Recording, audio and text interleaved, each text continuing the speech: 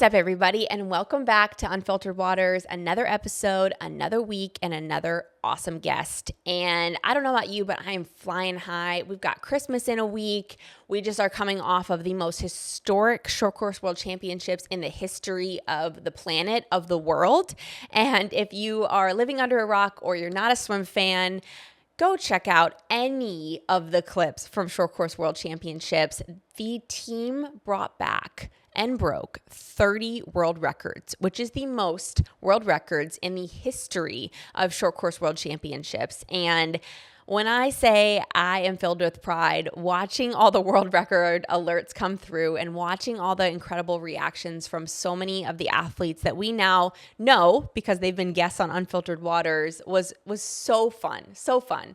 And luckily, one of the athletes that went and crushed it is actually this week's guest. So we've got Olympic silver medalist, now world record holder, world champion, multi-time NCAA champion. We have Alex Walsh on the pod this week. And Alex was actually the first guest that we interviewed at Golden Goggles on night one. And she's a returning guest. So it was so fun to hear how her word has changed, how her perspective has changed.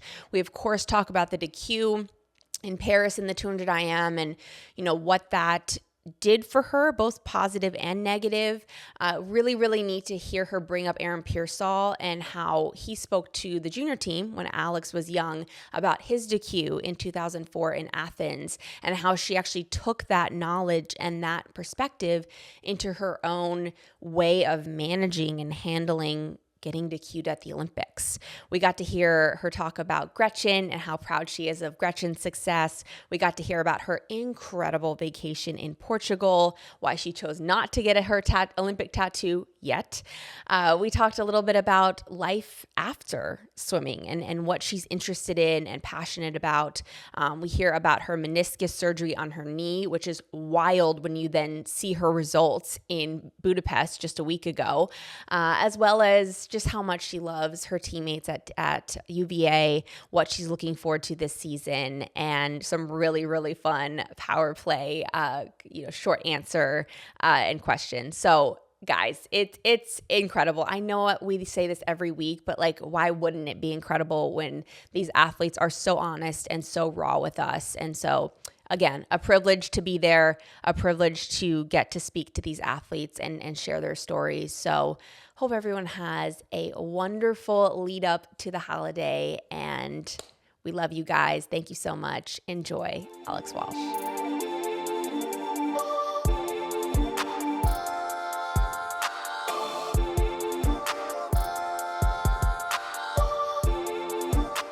We are so excited to be partnering with True Niagen. True Niagen is the best way to increase NAD+.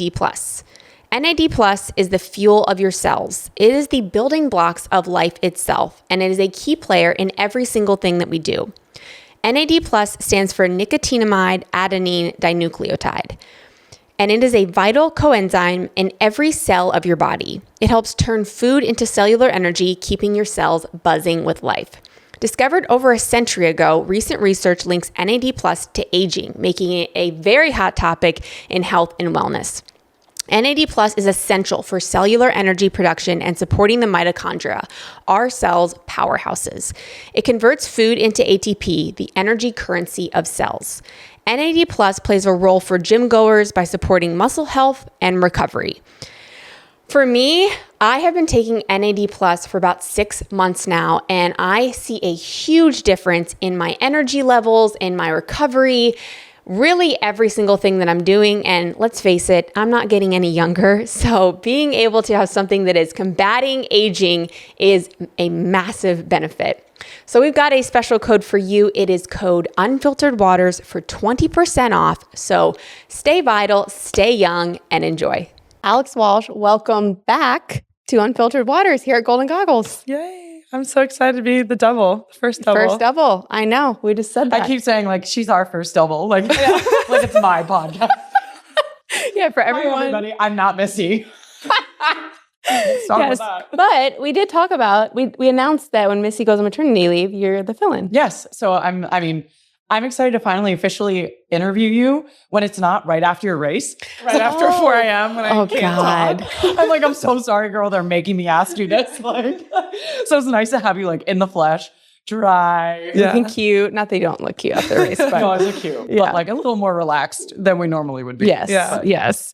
Well, I always say to people, like, I feel like you come into a Golden Goggles or a big event and you're like pumped for your outfit, or you're like, where are you? Okay. I'm in the middle. I love this dress I'm wearing, but it's not my first time wearing it. So it's been done before, but I do love it. It's very sleek. So I'm excited. Yeah. Photographed in it before? Yes, I have. Okay. But I'm more excited to like see everyone else and see. This will be my first time seeing most of my teammates since Paris. So I'm really looking forward to it. That's so fun. Have you seen anyone yet? We're recording this so people know the night before Golden Goggles. Yeah. I saw Charlie Swanson in the airport, and then obviously Kate and I came over together. So I've seen her. I've been with her. So that's the only person I've seen so far, though. Oh, well, we'll see a lot of people tonight. Yeah. Tonight we have a reception and you're going to be there. Yeah. What would you say, like, your favorite thing about a weekend like this is? Is it the getting dressed up? Is it seeing everybody? Is it maybe getting an award? Like, what excites you most? There's so many things. I love getting ready, and my friends will hate me on this podcast because I notoriously take forever to get ready, and I'm always make everyone late. But I love getting ready. I think what's been so cool is that there's always been a huge UVA squad here, and we've all like brought guests. So there's like just a ton of Virginia people here, which I enjoy because then I get to introduce them to, kind of my like other swimming family that I have, not just my UVA swimming family. And yeah, hopefully some of our girls will win a couple of awards because that's always, it's funny to like watch them give this like speech and accept the award, but also, a lot of them have really good words to say, and it's just it's awesome to like see us accomplish these things outside of the NCAA season. Yeah. Do you ever create a speech in advance? Because I'm asking this because I always felt like it was jinxing it one, and I always felt like if I then lost, I'd be like, I'm an idiot. I have this speech like created. Who did I think I was? It's like embarrassing. Last or 2 years ago, I think I was nominated for like 3 things. Yeah. So I was like, what if I win something? So yeah, I was kind of, but it didn't start until I was sitting at the table at Golden Goggles, and I was like, I should really like have something planned here, like in case this happens. And I had like outlined a list of things I was going to say, and then I didn't end up winning one. And I felt I was like, you're like crumpling it up, like no one's gonna throw this out. Yeah, but yeah, I definitely think. I don't know. Sometimes I feel like the best speeches are the ones like if you're good at it, improvising it and kind of just like really speaking from the heart. Obviously that's like some people's talent more than others. Yeah. But I think maybe that's what I would do if I was nominated again. Who is your guest this weekend? Who's my guest? Yes. My guest is my boyfriend. His name is Noah. He's also a swimmer at UVA. He's a 5th year like me. So him and Gretchen, Emma Weber, they're all coming up from Knoxville right now where they're at their invitational. So I'm excited. That's so fun. Yeah. Well, obviously we're here. We're celebrating the Paris Olympics. Beisel and I were both there and got to see you. So I know you've talked about Paris. You've talked about everything that happened there a ton, but I feel like I want to hear more specifically deeper from your words, the emotions, moment by moment, and now specifically looking back on it. I feel like it's so difficult to articulate how you feel about something good or bad, like right after it happens. So I would love to hear about the experience, watching Gretchen, being on the team with her for the first time, and then obviously the heartbreaking DQ, which I can tell you, I was sitting like front row. And so watching that happen and then watching your reaction to it, so proud of that reaction and the way you handled it, but I know it wasn't easy by any stretch. So can you walk us through that whole Paris journey? Yeah, I can. I think where it starts is Olympic trials, obviously. Yeah. And that was such a whirlwind. I mean, you guys know this, like everyone says Olympic trials is even harder than the Olympics just because it's such a pressure cooker. And like, once you're at the Olympics, like you've made it and you're like, let's just see what I can do. At least that's my mentality towards it. But I kind of was in a weird, I kind of had like a different schedule of events than I normally swim. I think that people were surprised by that, but that's where I felt most confident. So Gretchen had broken the world record the first night, makes the Olympic team the second night, and I waited until day 8, I guess, to make the team. That was hard. I think the previous Olympic trials where, before Tokyo, I had made it on like day 4, I just scratched the rest of the meet. And I was like, I'm just gonna I did it. Work here is I'm done. Joy. I was like, Todd, I'm not doing the 2 free. And he was like, are you sure? I was like, no, I'm not doing it.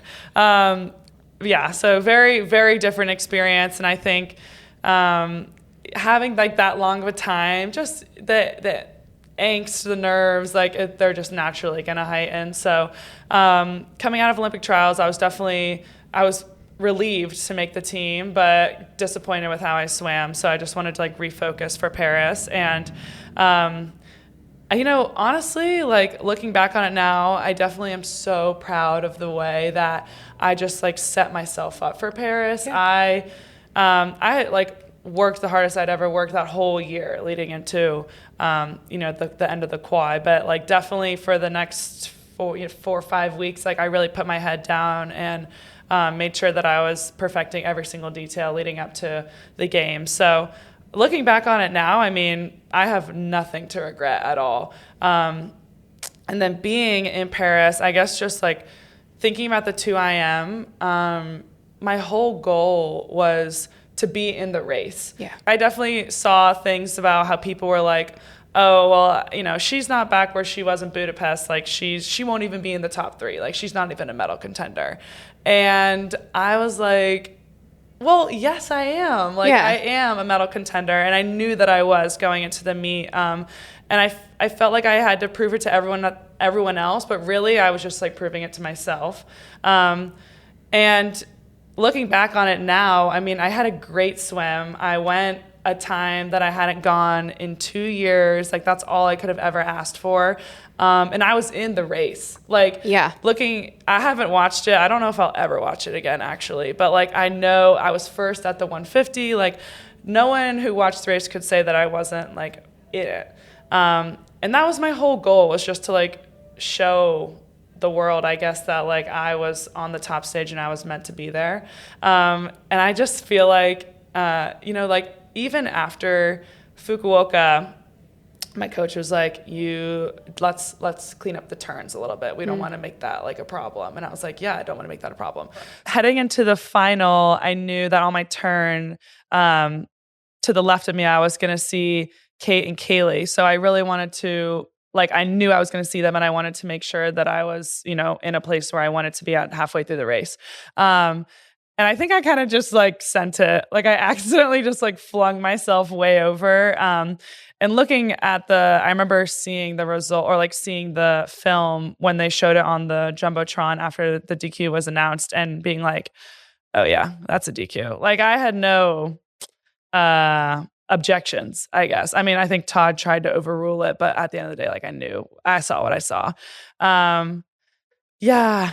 Todd tried to overrule it, but at the end of the day, I knew it was going to be a DQ. And so after that had happened, it was funny because I remember actually the first thing I saw was an Australian fan go crazy.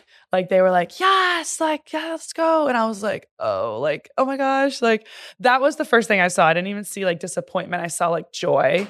So that was kind of a weird, that was a weird experience. And then I turned to go back, and obviously I Carly Brasher, our manager, she was like, yeah, you're not going into the media thing right now. Let's just go back. So I go into a back hallway. I'm obviously throwing up, because you guys know I do that after every race. That's what I do. That's my thing. I actually hadn't thrown up at all. Then I was like, oh, yeah, it's coming. Okay, here we go. So I was, getting sick. And once I kind of had a second to think, the first thing I thought of was Aaron Pearsall, and how in 2004. Yes. I don't even remember where I had heard this. I honestly think I heard his story at a junior team camp one year, when he came to speak to us. And I remember he was telling us how he had won gold and then got disqualified. And he had this he took a lap around the warm down pool and kind of just like had this epiphany of like, why am I doing this? What am I doing this for? Why am I here? You're asking yourself all these questions, like these huge questions. And he was the first person that I thought of. And I was like, whoa, like never did I think that when I was a junior teamer, never did I think I would be in the same position as someone like Aaron Pearsall, like a great like Aaron Pearsall, but also in this super horrible nightmare situation. And then, then I did start asking myself those questions. And I think, what I really realized, like, it's so cliche, but just like the journey was always going to be more important than the end result. I had this huge dream of like going to the Olympics, winning a gold medal, breaking the world record. And just because I didn't achieve that, and, I would have gotten bronze, and then obviously that was taken away too. Like, it wasn't even the like losing the medal that was like the worst part of it almost. It was almost like the other dream that I didn't get. Like, I wanted to win and I wanted to break the record and everything. So I think like, honestly, it was kind of best case scenario for me because, I had wanted to medal, but there was so much more that I had wanted in the moment. So like, I wasn't completely bummed out by the DQ. It's kind of like a weird, I don't know if that makes sense. It's like a weird, sense. Yeah. So there were like different levels of disappointment. And, once I saw Todd, like after like 15 minutes after my race, I definitely had a good like cry with him. Just cause like he's been there with me through the past 4 years, the whole quad.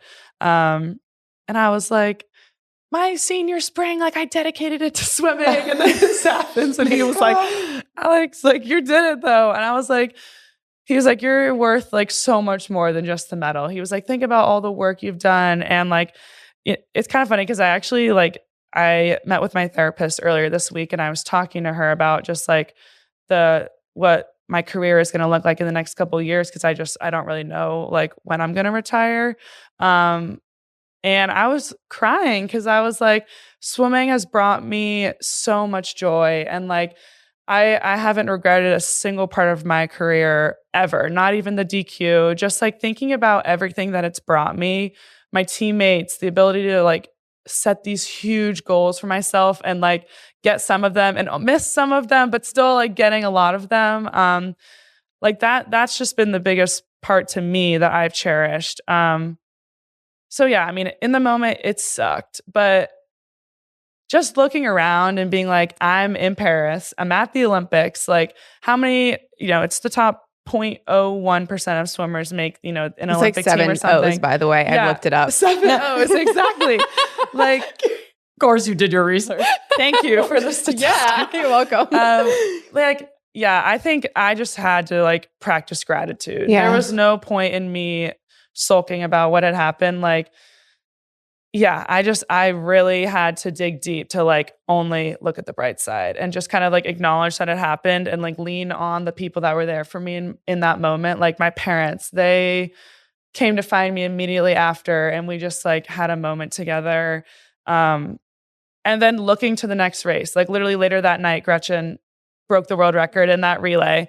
That relay, they had won by like a 10th in. I think, it really has been so eye-opening and kind of made me realize like why I'm in the sport, who I want to be in the sport, what I want to do, and just the type of person that I like uphold myself to, like the standards that I have for myself.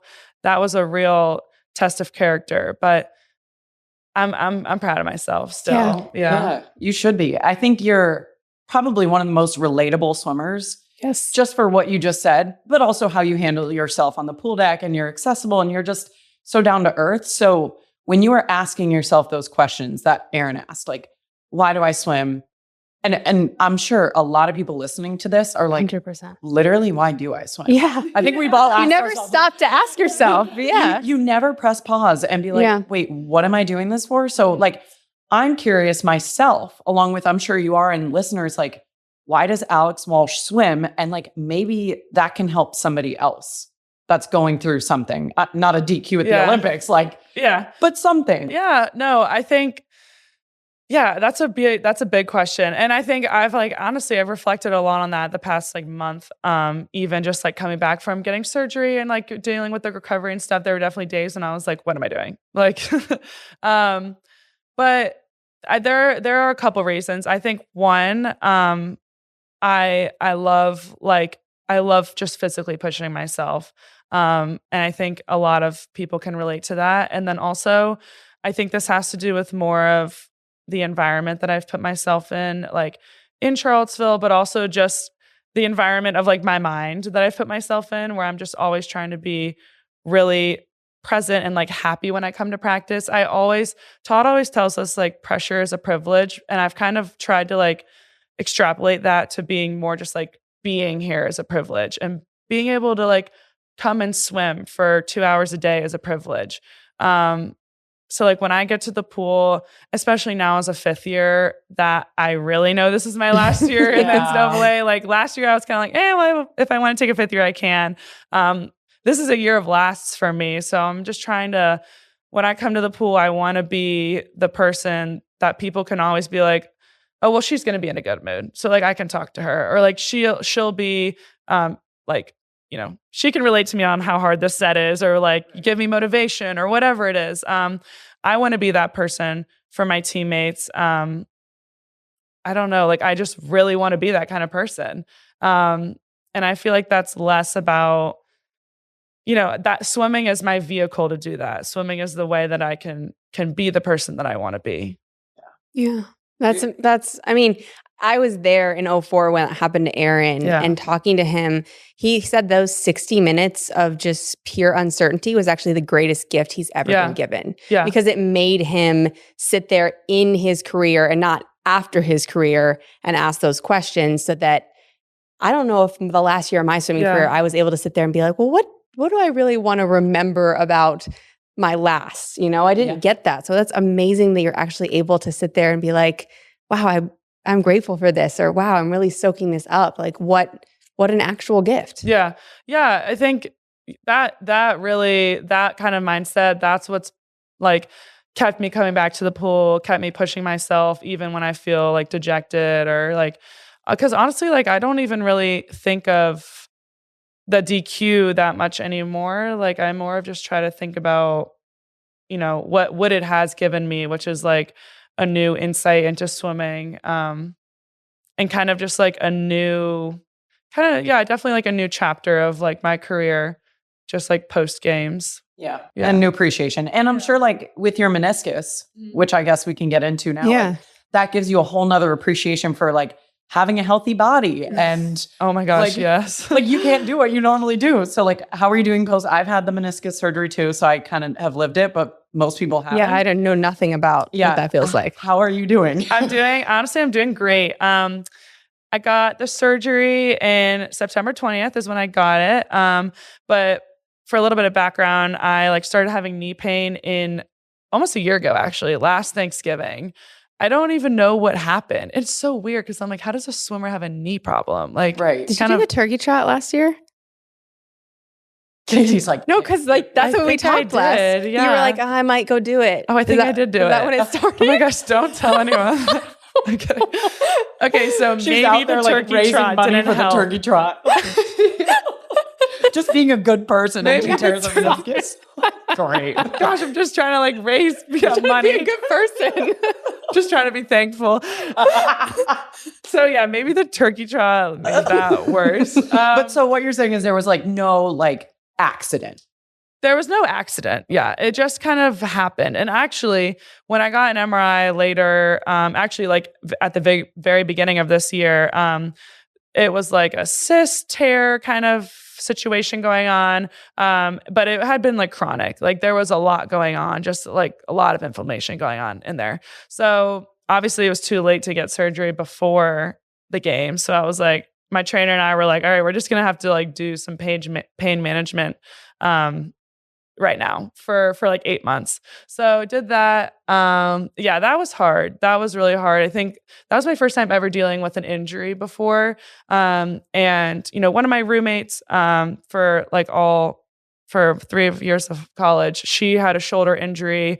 And I remember that was really hard for her. And so like, I really leaned on her to kind of help me, like, just with a mentality wise, like, how do I keep going? Like, how do I stay motivated, like not get so down about this? So I really leaned on her for that. And I'm really grateful to her. But yeah, it was hard because, I'm thinking to myself, ow, my knee hurts. Like I can't really do breaststroke. How am I going to swim a 200 breaststroke at Olympic trials and like trying to make the team? So that was scary, but I felt so much trust in my trainer, and she really helped me get through this past year. And then I got surgery, and I'm feeling so much better now, and doing like full training. But yeah, I actually like decided before the games, like actually pretty much like after graduation, that I wasn't gonna be swimming competitively for UVA this season or this semester, just because I needed to like take a break. I'm taking like 6 credits in school. It's great. Like I just have had time to like recover, train, like do what I need to do. And then in January, I'll get back to it. But I'm like, I have FOMO right now of all them I was gonna at mid-season. Yeah.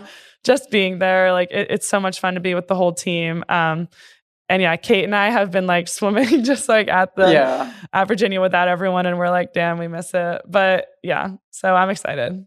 What's been filling your time? I mean, 6 credits is what, 2 classes? What else have you been doing? Yeah. That's a really good question.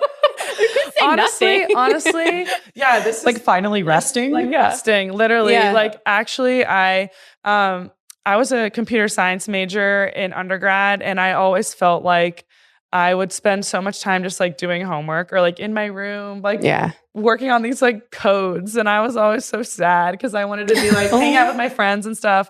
And I did, like I spent a lot of time with my friends, but now I finally feel like I'm really like spending quality time with the people around me. And it's a little sad to think about that it only happened like now as a 5th year, but I'm still really happy nonetheless. I feel like I've had a lot of time to just like really be spending time with people and not just only focusing on school and swimming and like getting everything done in the week. Just like really taking time to be present. That's really all I wanted. Like I knew coming back after the Olympics, like I'm sure you guys experienced it, just like the post-Olympic depression, like it's so real. And I knew that being in Charlottesville was going to like help me curb that and kind of just like help me stay like straight back to where I want to be. How hard has that been for you? Honestly, it hasn't been as bad as it was after Tokyo. I think after Tokyo, I still was coming back, still like started my 2nd year at Virginia, but I was just like numb, like literally emotionally, like no highs or lows. Like I was just very monotone, like for about like a month and a half or so. I think I was just so emotionally drained that I was like, I can't feel anything. Were you aware of that in the moment? Yeah, I was. Like, I just kind of felt, I just didn't feel anything really. Like, just felt very, like, you were just like existing. I just like existed. Yeah, and I just would like hang out with people and like, do the swimming and stuff, and I like wouldn't be there. I was just like somewhere else in my head. But this year, I haven't really had a problem with that. I think like experience helped with that. Like I knew exactly what I needed to do to make sure that wasn't going to be the case again. Not that it was bad, but like just like I think coming back and like you said, taking 6 credits is like it's been such a light workload, and just being able to like spend this time with these people and like really I don't know. I just feel really happy, like just to be around them. Yeah. It feels good to say that. Refreshing. And like to say it, but also mean it. Yeah, you mean it. You're not just like, when you say that, you're like I'm so happy. In your heart, you're like, I'm not. Yeah. No, I really like, I just am happy to just like be where I am right now. Yeah. I love that. When you were in that like down spell after Tokyo, was there something that happened that kind of brought you out of it? Or was it you like doing the work with your inner self and like working with a therapist or talking it out? Yeah, I didn't start seeing my therapist until my junior year of college. I think honestly it just took some time for me to like just get out of the rut and kind of just like get back into it. And I remember like our like team therapist for the national team, like she does cold calls like about like 6 weeks after the games or like 8 weeks after the games, stuff like that. Like she'll just kind of cold call you and be like, hi, I'm just like checking in. Like, how are you doing?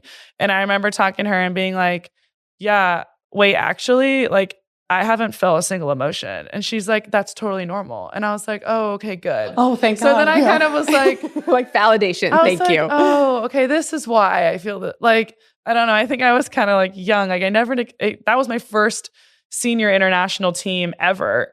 Yeah. It was crazy. And for it to be an Olympics. Yeah, it's like everything all at once. And to medal, I was like, whoa. Yeah. So I think then it kind of things started clicking and I was like, oh, this is why I feel like this. And then once I kind of like accepted it and understood what was happening, then I kind of was able to like get out of it. But yeah. That's so, do they do that for you? And that's so cool that they're doing that now. It's a really good idea, definitely. Because I didn't realize how many people struggled with it and like way worse than I did.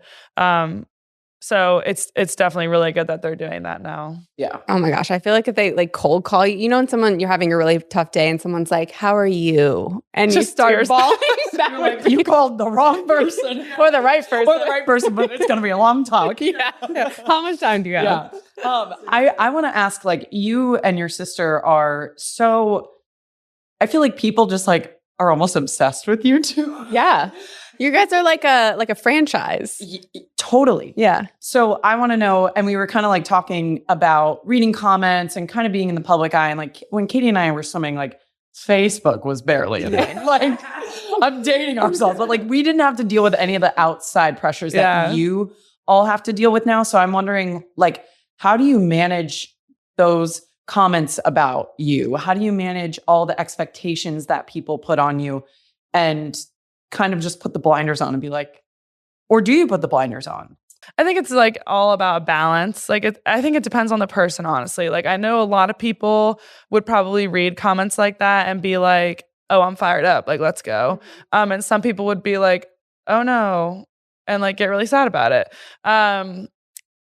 I think for me, like it's kind of a toss up. And I definitely have like removed myself for the most part. Like I just was like, I don't want to be around this right now. Like it shouldn't impact me. Like what does the words of the world have anything to do with the work I'm putting in? Like, I think it's honestly just taken some time for me to learn how to separate those two like bubbles. Yeah. So like if I need it, like honestly, it can be motivating sometimes. Like for me, it was motivating when people were like, oh, she's going to be off the podium. And I was like, okay, let's go. Like, watch me. What? I was like, wait, I know, like, hold up. Let me prove you wrong. And yeah, I think it can be motivating. And then it just kind of like, for me, I had to learn it. I had to learn like how I operated off of it. And like when you need it. Like, the criticism, the praise, like all of that. You could, you don't, it's everything in moderation. You don't want to get too, you don't want to get too cocky. You don't want to get too dejected. You need to be like at a safe, humble, And balance, like you said. Yeah. Or depending on probably where you are in your confidence levels. Like if you come on there and you're confident, you just had a hell of a month in training and you're like, let me, or the opposite, you're just like, stay off it. So that's a great point. Like know yourself, know where you're at before you press play and see what people are saying. Yeah. Before we move on, I have to know this. So you waited to get your tattoo. You were going to get your tattoo with your sister. Yes. And then I saw an Instagram story where you didn't. Yeah. Why not? Okay. So after Paris, my family and we went to Portugal and we were going up and down Portugal. It looked amazing. It was so fun. Highly recommend if you guys haven't been, or I'm going to go again. Like Great. It was so fun. We'll all go. Yeah. Let's do it. We should do a podcast there. She can be our first triple. Again, our first. This is going to be tough to bring, but we can do it. We'll have to find an outlet that works. Yeah. Touche. We were in Lisbon and Gretchen and I were like, oh, we're going to do some damage here because the shopping is like so good there and you get the tax refund. Like it's pretty cheap there. And I mean cheap, But so I was picking out a bag, and it took me like 48 hours to pick out a bag for my birthday. And I'm thinking to myself the whole time, if I can barely pick out this small leather good, how am I going to live with a permanent thing on my skin? So then I just was like, I think I just need some more time. And Gretchen, she immediately was like, I'm getting it when we go to Nashville. So I went with her. My boyfriend came. We all went there. It was a family affair. It was so fun just to like see her get it. And I love her tattoo. It looks really great. Well done. Wait, where is it? Can you describe it? It's like on her ribs. Okay, perfect. Yeah, love it's that. great. Yeah. So I think I would get it there too if I ended up getting it. Oh, so you're not like totally turned off by the idea? No, I'm not. We're just warming up to it. I'm still warming up to it. It's probably. How long has it been? That's like since Tokyo. Yeah, like almost 4 years now. Like I'm still thinking about it. Kate is so funny. She like got hers like the day when she landed in Charlottesville. She like went to our local tattoo shop and just like got it. When did you get yours, Katie? I wonder if you had this experience. You have to be 16 with a parent's consent. Correct. So if I got it when I was 15, it would be illegal. Oh. And so so I waited, which I bet you could find. Michael did his when he was 15, and it was like not well done because he had to go to someone sketchy. Oh yeah. So I was like, well, I want to, and I have it like kind of on my butt too. So like 15, your butt's out, like not a good situation. Yeah. So I waited till I was 16, got it done. So I waited 3.5 months? Yeah. Okay. That's fair. I feel like I did the same. You did the same. Okay. Wait, I want to go back to what bag did you get? I got this brown Miu Miu bag. It was on my wish list. And yes, I got it as a birthday present from Gretchen and my parents. For Gretchen's birthday, I got her this like vintage Fendi bag. Yeah. I mean, we promised though that we're never going to get each other like big gifts ever again because it was a lot of pressure. Yeah. But she was 21, so I was like, I have to get her something good. Yeah. It is a big I feel like it's not like a crazy decision, but it feels like more important than like where you're going to go to college in the moment. I was like, I don't want to get the wrong color. Like I need to get the right color. Yeah. Are you the type of, because Katie got a YSL in Paris.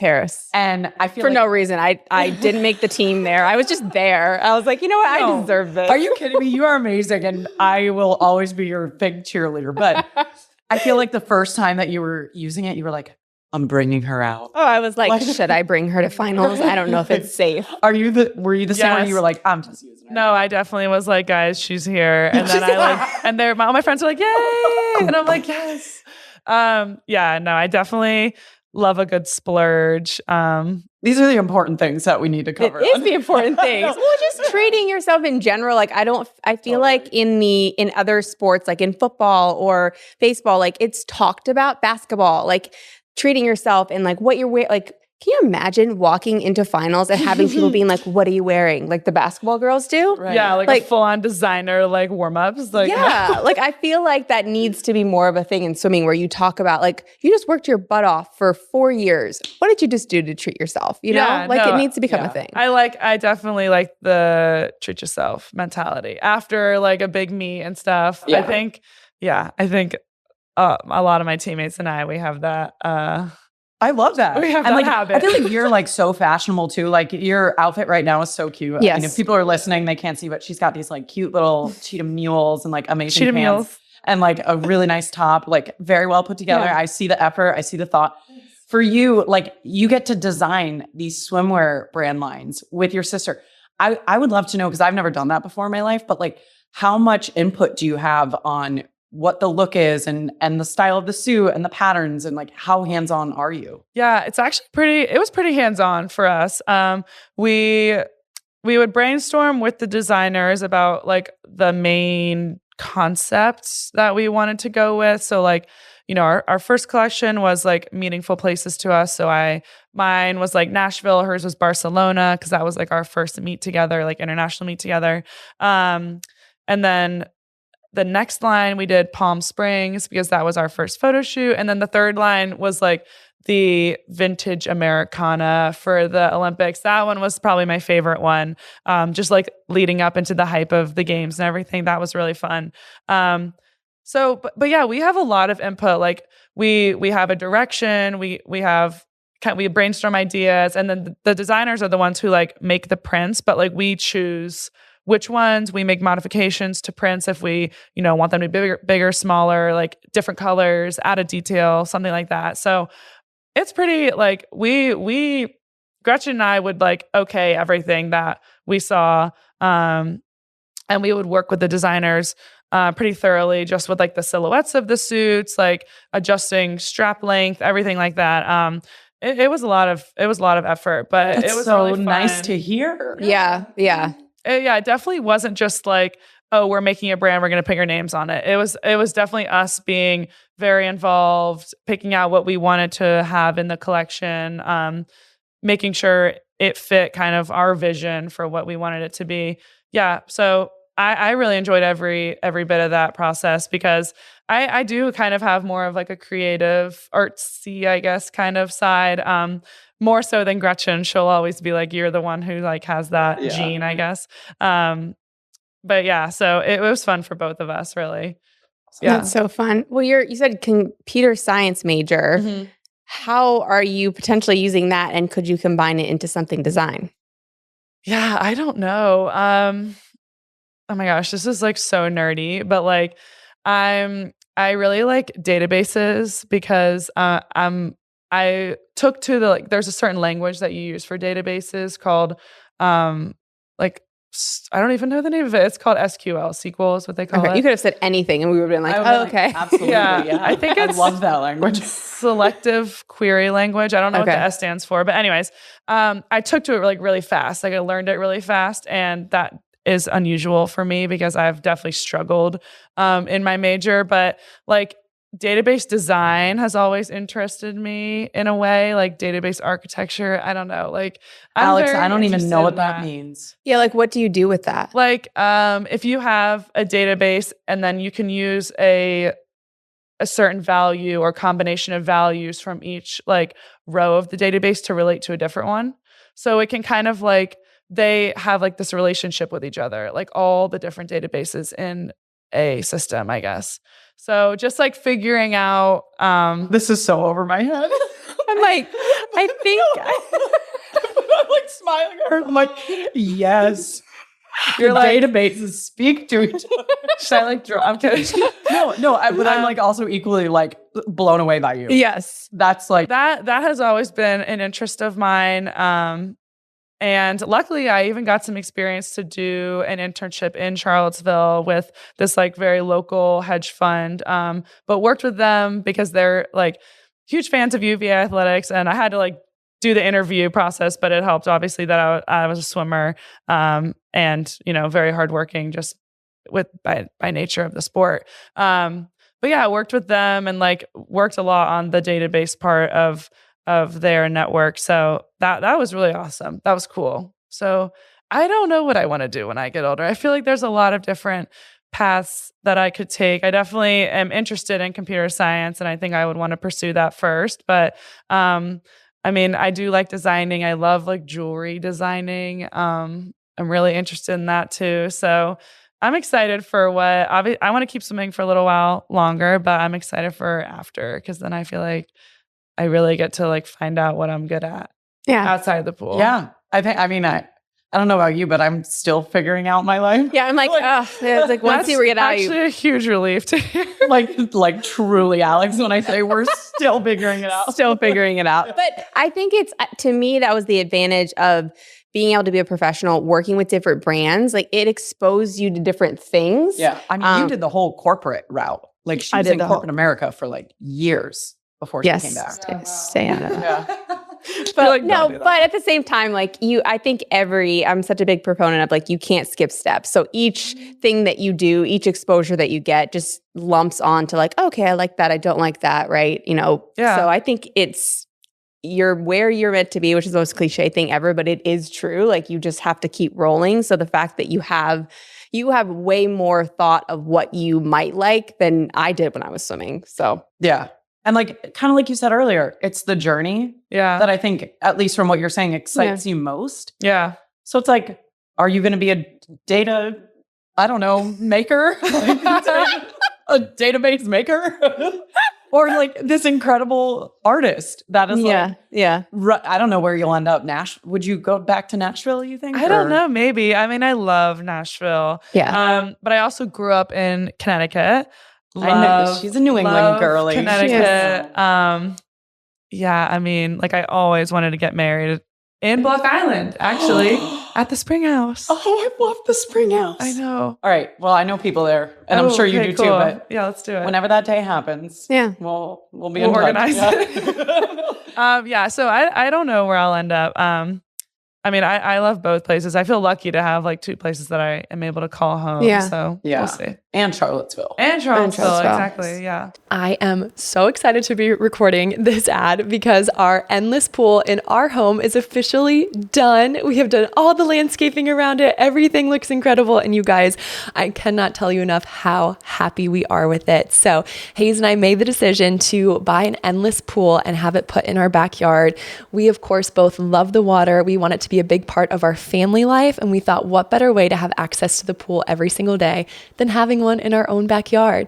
So for those of you guys that don't know, Endless Pool, it's a smaller pool, but it has a current in it. So you can set the current to any time, any speed that you want, and you can still essentially swim laps against the current. And you can also turn the current off and just use it as a normal pool. We have been in it every single night after dinner. Caitlin refuses to get out of it. And it's just so amazing knowing that whenever we want to swim, we literally just get to walk outside and hop in our pool. So we are so happy with this. It's one of the best things we've done for ourselves and for our home.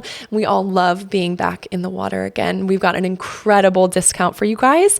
You can go to endlesspools.com/unfiltered for $1,000 off. But their website is also a great place to learn more about all the different products they offer to see if Endless Pools is right for you and your family. What are you most excited for now in your swimming career and then outside of it?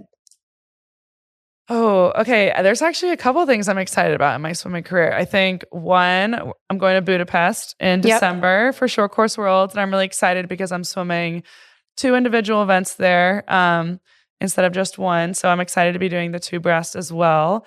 With that new knee. Extra snap. She's so ready. Everybody watch out. Yeah.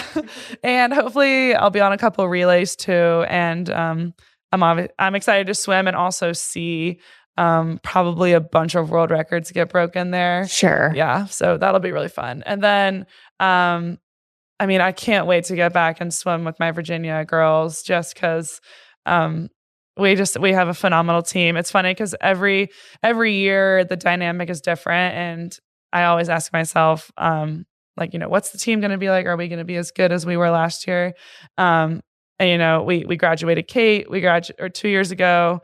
We graduated like so many, also like Ella Nelson, Abby Harder last year. And then somehow we're getting like we're better than we have ever been before again. Like it's so exciting. So I'm really excited for NCAAs and just to be able to do that one last time. Because that's my favorite part of swimming, honestly, college swimming. So that's probably what I'm most excited for. And then outside of swimming, I don't know. I guess like once I get my certificate degree in the spring, then I will be a full-on professional swimmer. So I guess I'm excited it's kind of related to swimming, but just excited to see like, you know, what brands I'll be able to work with, kind of like what I'll be able to do with like the professional side. Mm-hmm. Yeah, I don't know. It's still open-ended. So dream brand?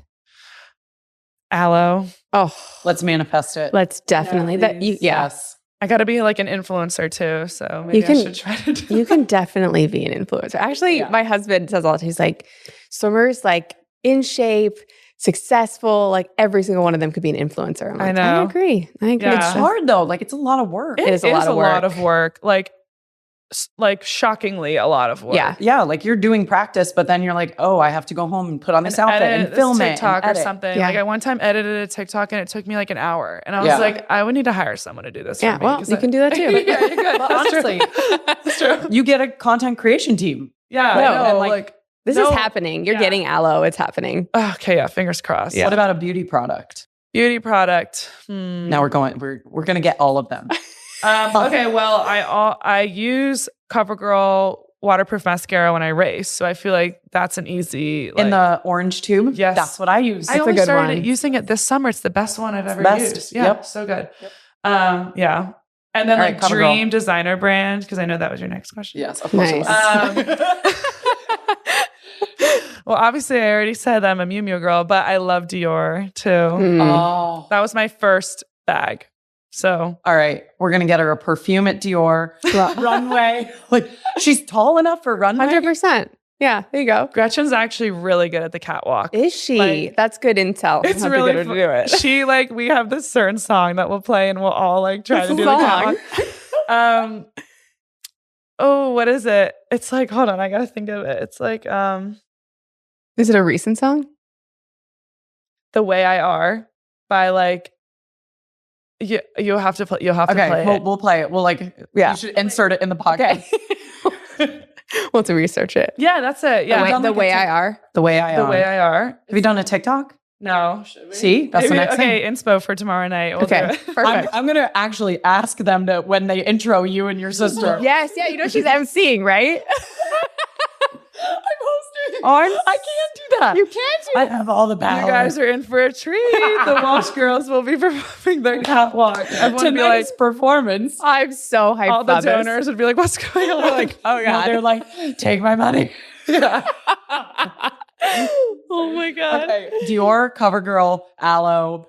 We're on it. We're on it. Yep. Cool. All right, we're going to go into we're calling this our power play section. It's really just rapid fire, but we rebranded it before we go into our final 3 questions. So, first one up, you have to pick one.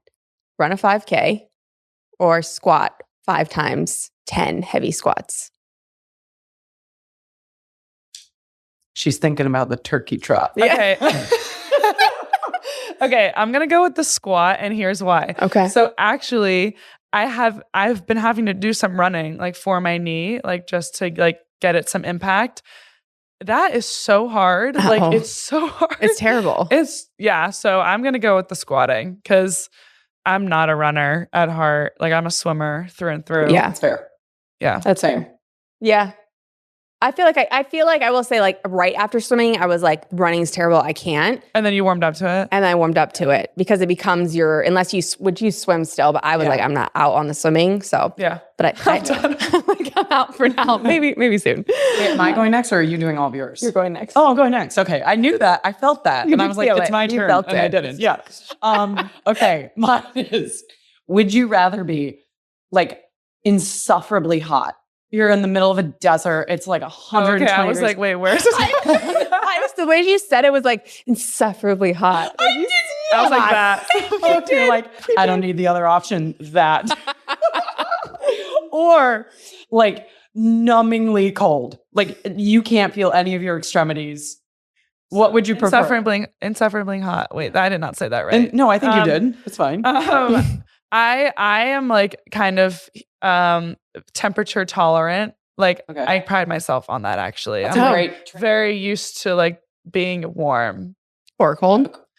You're kind of like like you can do both. Like I can handle the heat way more than I can handle being cold. Okay. So I think I'd rather be in the desert. Okay. Okay. Of course, insufferably hot. Yeah. Duh. I think I'd pick cold. Duh. Okay. This is a scenario that I came up with 3 days ago at a stoplight. So you're sitting at a red light. You're behind someone. The light turns green. What do you do? The person does not go. How long do I wait till I honk at them? You tell me what you do. I'd probably wait like 3 seconds. And then you're laying on And I the give horn. them a little Like a little courtesy. Little and then if friendly they courtesy. still wouldn't go, I'd be like, I'd lay on it. Lay on it. Yeah, I'm definitely not scared to like lay on the horn a little bit. Yeah, I agree. Yeah. That's What type of car do you drive? I'm so. I actually- That's so random.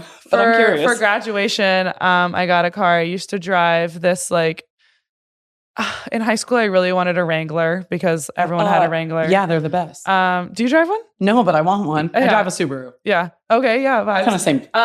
And I always wanted a Wrangler. My dad was like, "You're going to turn it over." So I didn't. I got like the knockoff. I got like a Jeep Liberty, which I loved. In high school. But I just got an Audi Q5 for graduation. So love that. Yeah. Is that like an SUV? Yeah, it's like a mini SUV. Oh, that's like the best type of car. That was my first car. Yeah. Really? Yeah. Yeah. Hey, Yeah. great. Have I been in it? I mean, you have a great car now. I was like 16. Oh, that's true. We knew each other Long barely. time. I wasn't coming down for a drive and you're going. That was weird. All right, moving on. Would you rather have like a quiet countryside night, like you're going to a winery in Charlottesville, or a night in New York City and you're going out like on the Night town? in New York City. Oh, Out on the town. Nice. okay. But do you enjoy the Charlottesville But I love quiet scene? Yes, and I actually hope that one day I'll be able to live like on a farm or like have my own like winery or something. I would like to be out of the city limits. Talk to Natalie. Not Natalie Coughlin has her own Really? winery. Yeah. Yeah. Oh. She like completely does her own. Oh my gosh, thing. yeah, it's awesome. I would love to do that. Yeah. But I think now, I like City. to You're young. city, yeah. Yeah. Would love to be Love in a it. city. Great. Even though I'm like 10 years older than you, I'm still like, yes. New York. I'm like, put me to bed. I know. All right, last one for me. The biggest place where you and Gretchen are competitive outside of swimming. That's a good one. That's a really good one.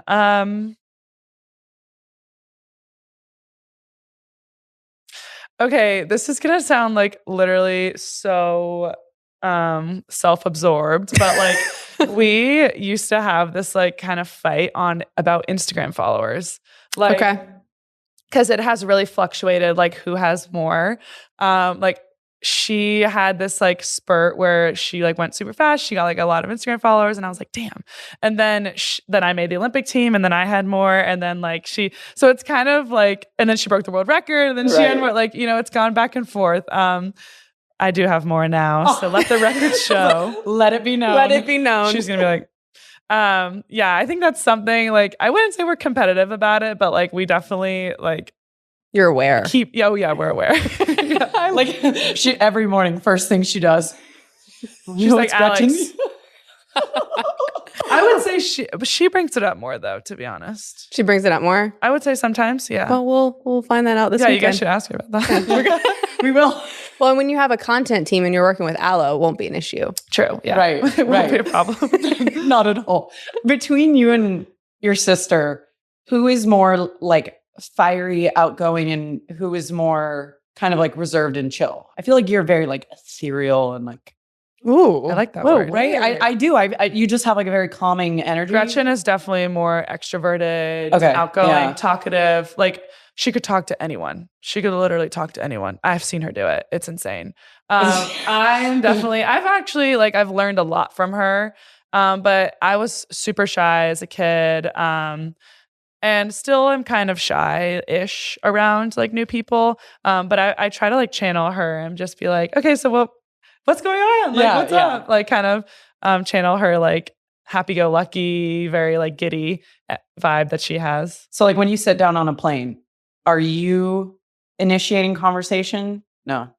Headphones? Yes. Earbuds? Yes. All the time. Me My like too. noise canceling headphones, like You're like, all the time. I will not be listening to you speak to me. Yeah. I'm unavailable. It's a risk because you could Yeah. get someone who's awesome, but like 9 times out of 10, it's not awesome. Wait, and this is funny because actually you'll have to ask Gretchen about this story like tomorrow or what? Are you guys interviewing her tomorrow? Yeah, she recently sat next to someone on a flight who was like, actually he'll like to hear this. He was like, if you nose breathing will change your life, like change your life. And then he was, and then he goes, I learned that in prison. And she was like, like it was this crazy conversation she had with this guy. Oh my God. It was so funny though, like her telling it. And of course she gets wrapped up in these conversations because like, that's just who she is. I'm Yeah. like, of course. I get that. I mean, if someone says anything in prison, I'm locked in. I didn't want to talk, but now I do. Now I'm in. Yeah. I need to hear. Yeah. All right, we're going to go into our final 3 questions. We ask all our guests. Okay. I'm actually interested to hear what your second word is that you pick. So it's coming up. Okay. But first question is, what's a moment or memory inside the sport of swimming that's brought you the most amount of joy? I would say, I don't know if this is like the most amount of joy, but probably like something that was most memorable and just like fulfilling for me was at the last NCAAs, my teammate Ella Nelson and I, we have swam together in Nashville since I was like 13 years old. And then we went to high school together. We went to college together. So she's kind of like my sister, my third sister. And it was her last college race because she had taken her 5th year, and it was the last day. We were swimming the 2 breasts together, and after the podium ceremony, we were walking back, and like all the UVA parents and fans were sitting like right by the blocks. And so when we were like walking past the blocks, we saw them, and like all of our friends were crying. Like we were like looking up in the stands, and we're just like, and we're like crying. And it just was such a good moment just to like be able to share that with her. And I don't know, it was just really full circle. And it just like, again, was a reason of like, oh, this is why I do it. Like, this is like so awesome. And I feel like Ella too, if you kind of like know her story, she was always the unsung hero of Virginia. Always. And like never got the credit that she was due. Yeah, like what's the word? Just like underappreciated. Yeah. Just by like the swimming world. She definitely, I mean, she was like the heart of our team. Still like her energy still kind of, we try to carry it through. And she's still in Charlottesville. And I live with her now. Oh my gosh. Yeah. And you get quality time with her now. And I get quality time with her. Yes. Yeah. See, this is great. Yeah, no, it's great. So yeah, she was always the unsung hero. And I mean, only really our team knew how special and important she was. Yeah. So, yeah. Dean, I just realized Is this my next question? Yeah, I just realized we haven't gone over this. So new co-host. So a moment or memory. A moment in memory. The sport of Outside swimming. the sports. That's brought you the most amount of joy. That's brought you the most amount of joy. Okay, so this one, I remember last time I was on here, I was talking about graduation for my friends above me. Yes. And now it's finally time my graduation. That was such a great, I mean, honestly, this is actually kind of a funny story. It was pouring rain, like woke up, and what we do on graduation morning is we all wake up at 5 o'clock in the morning and we just go down like our strip that we have at Charlottesville. Like, do you go to like the corner? Yeah, we go to the corner. Okay, yeah. And we spend a lot of time there, and then we go to the rotunda like 8 a.m. But we're up at like 5 o'clock in the morning. It's so fun. It's like the best day ever. And we woke up and it was pouring rain, and I had always imagined my graduation being like this sunny, beautiful day. No, it was horrible. It was so, I mean, it was a rainstorm. And then at the opening ceremony, again, rainstorm. Yes. And I called my mom after, and I was like, it's going to rain on every single important day of my life. And then we went to the White House in September, rained. I was like, Classic. I'm cursed. I'm actually cursed. Your wedding at the Spring House on Block My Island? wedding. Yeah. I know. We're not going to manifest I'm like that, though. dreading scheduling it because I'm like, I know it's going to rain. It probably means it's good luck. That's what I'm telling And all those myself. things are good things. Yep, that's my point. Very good. But yeah, probably graduation. Like I definitely was crying because I was with all my friends. Yeah. I was like, we're graduating. Definitely was probably like one of the best days of my life, mainly because I knew I was going to be done with my degree. But also because it was just such a lovely like ceremony and everything, and getting to spend time with everyone, not thinking about swimming, not thinking about any other thing. Yeah. Besides that. Is your ceremony on the lawn? Yeah. Sorry. We walk like down the lawn, and then cool. and everyone has balloons. I don't know if you guys have seen. I heard Kate told us about this. It's so cool. We have balloons. I lost all my balloons. Wait, what is it? Everybody gets a balloon? Everyone ties. You like can order your own balloons. You tie them, and then they donate them to the Children's Hospital after. So cool. Yeah, God. it's a tradition that we have. So It's amazing. I know. It's like a movie. It does. It feels like a movie. Like all the balloons. I mean, there's thousands of balloons. Like, because everyone has like 5. Do you let them go into the air? Like after? Well, I accidentally did, and I was really upset about it. How did that happen? It just slipped? I don't remember. I was like tying my shoe and I let it go, and the next thing you know, they're all flying everywhere. But yes, I mean, you see the occasional one like get let go, and everyone's like, no. But yeah, it was fun. That's awesome. So fun. All right, last question. A word that represents who you want to be or motivates you or just serves as a daily reminder of, what you are looking forward to into the future. Yeah. What was my word last? Individuality, I think I said something like that. It was. Yeah. It's kind of funny because now I definitely am channeling more of like a team-oriented vibe. I think like that has been a huge component for me to like stay motivated and just stay happy in the sport. But I mean, honestly, like I was thinking about this earlier, just like strength. I know that's like very classic, but really, especially after this summer, just like thinking about what I want to remember and like what I want to be proud of and what I want to like know that I did despite everything else is just like be strong. Yeah, I don't know. I love that. Yeah.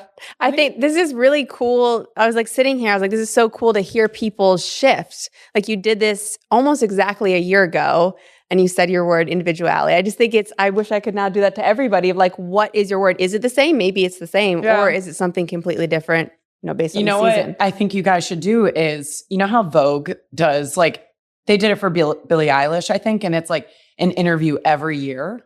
Like on every birthday, it's like you on your 17th, you on your 18th. But like, how cool would it be if like Alex was the first one that like you guys did like an annual podcast with?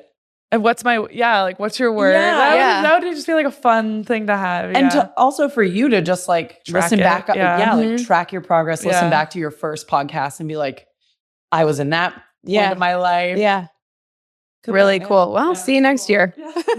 But we're going to be in Portugal, okay? It will be in Portugal. Yeah, book my flights. Yeah, perfect. We'll see you there. All right. Well, Alex, thank you so much. This has been so fun. Honored to be the double that you did. First one ever. Yay. And just ready to have an awesome weekend at Golden Goggles with you. Yeah, I'm excited. Thank you guys. I just like being around you guys. You're really fun. And I just like talking about the sport in a different light. So thanks for having me. Of course. Yeah.